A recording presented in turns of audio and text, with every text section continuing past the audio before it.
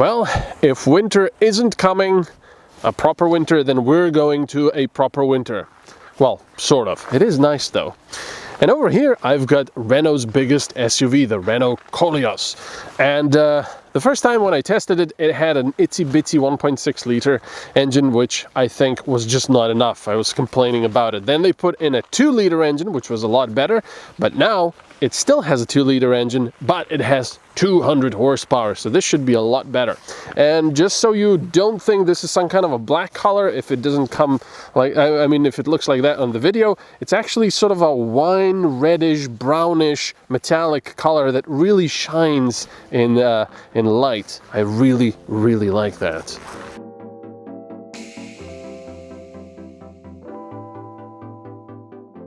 Before you angrily bash your keyboard, let me say that this engine doesn't have 200 horsepower, but instead has 190. Pretty close, right? 380 Newton meters of torque takes care of moving almost 2 tons of car.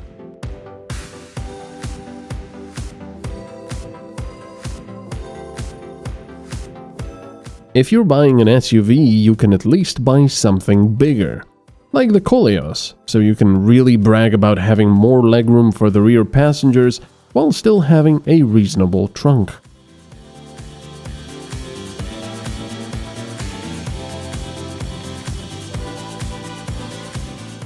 And the car looks pretty interesting as well.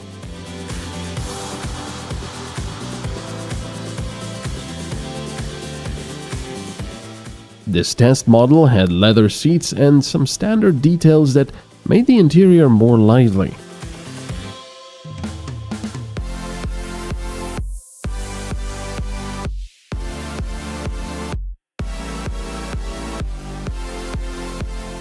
If you're interested in the Koleos for longer distances, I can tell you this top-of-the-line model is quite comfortable.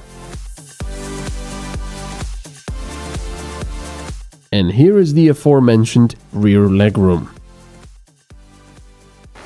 So, I hope we refreshed your memory about how this car looks outside and in, because we already tested it about 2 times now. So, we're more interested in the engine. So I suggest we go for a drive.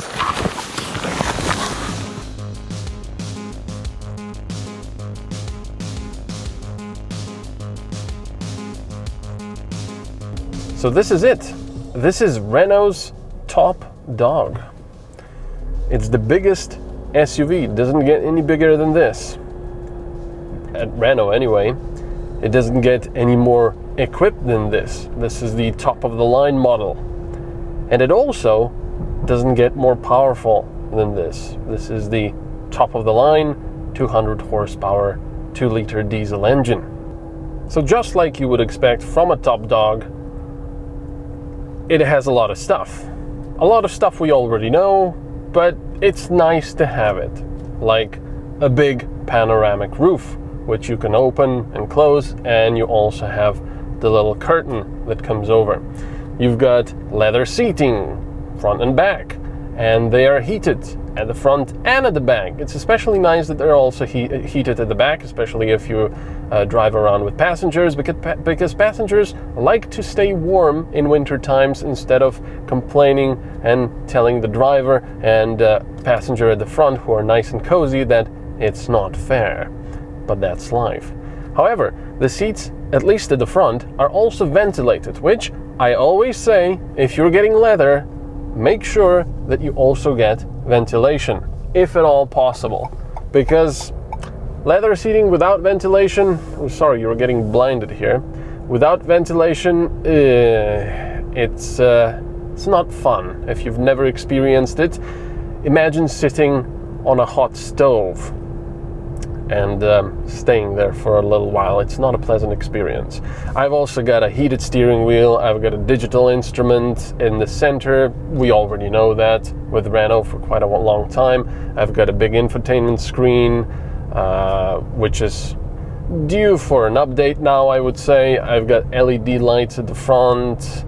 The only thing I'm really missing here, perhaps, is a head-up display projected on the windscreen. It doesn't have it.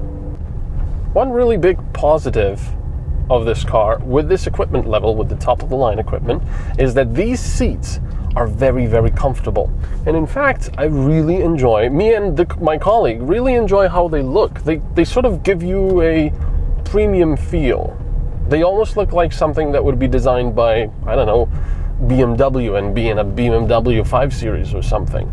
And they are very comfortable. I could see myself easily covering long distances in this car. However, what I wouldn't be able to quite stand is on this road. I'm specifically here because it's so bumpy and horrible and all damaged from the winter. There's quite a few rattles around that I didn't notice before, but on a road like this, it's a little bit weird. And also, this is a CVT because it's all-wheel drive. And for some reason, Renault doesn't do double clutch transmissions with all-wheel drive yet. And it's a CVT. I'll tell you about how it drives later, but there's a very, very, very annoying whine coming from it. Either it's the CVT or it's the engine. I think it's the CVT, but it's extraordinarily annoying. It's just there. It's not very loud. It's like this humming. I don't know if you can hear it. Listen to this. It's very weird. And over long distances, especially at lower speeds, it's very obvious. It becomes very obvious and quite annoying. So you're probably saying, please tell us how it drives already. Well, here's full power from almost a standstill. And that is 100. And I have to back off because it's 90 here, speed limit. You might have heard that the engine gets fairly loud at full throttle, especially at higher RPMs, but that's fine.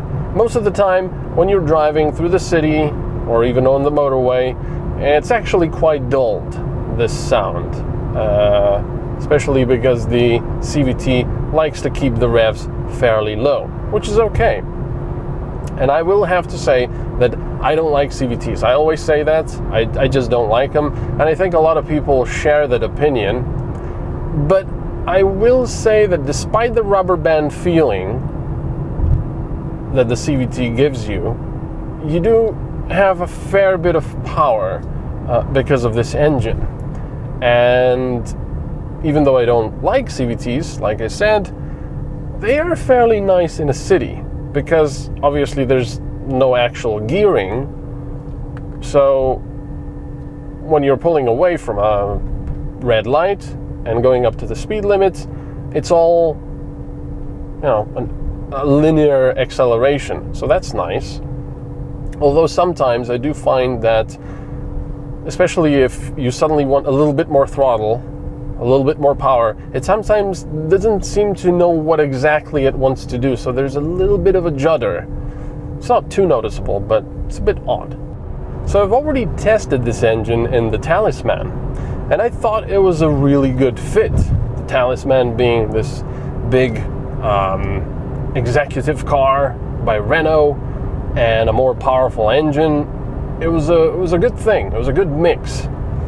With this car, I'll say that it's nice having that extra power, because this vehicle is almost 2 tons. It's 1,900 something kilograms. And when you add my weight to that, it's almost 3 tons then even. Not 2 tons, almost 3 tons. So it is nice having the extra oomph, extra torque, extra everything. But I honestly think this would really be a lot better with a double clutch transmission. I know Renault doesn't offer it if you have all-wheel drive, but this CVT, it kind of kills it. If you want to drive a little more sportily, it kills it a little bit.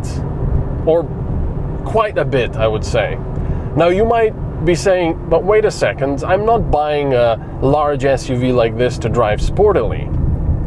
I just want the CVT, that's fine for me. Yeah, then why are you buying the most powerful diesel engine they offer? Yeah.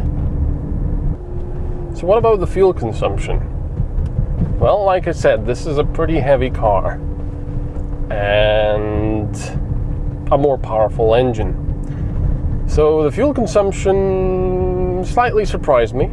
The highest we ever had was, I think, almost 10. It was 9 point something liters per 100 kilometers, which was a lot, but that was a little bit pushing it on the motorway. Now, right now, I was trying to drive fairly economically, and my current average consumption is 6.9 liters per 100 kilometers. That includes all of those juvenile outbursts I had to show you how much power this engine had. So I think realistically, if you're going to be driving very economically, you can expect around 6.5 liters per 100 kilometers. But that depends whether you're going to be on motorways a lot, because on motorways, you can probably expect it to be around 7.5, at least 7.5 to 8, I would say. It does go up quite a bit at 130 kilometers per hour because of aerodynamics and this and that. So bear that in mind. So would I recommend you getting this engine in the Koleos? I would say go and test it yourself. If you're going for an automatic, then you'll have to live with the CVT. And with the CVT, I would just say it's not worth it. It's a little bit too annoying for me. If you're more relaxed about stuff like that and you don't mind it, I would still say go and test it out yourself and make sure that this whine, whatever it is not bothering you, or maybe it's just a fluke with this car.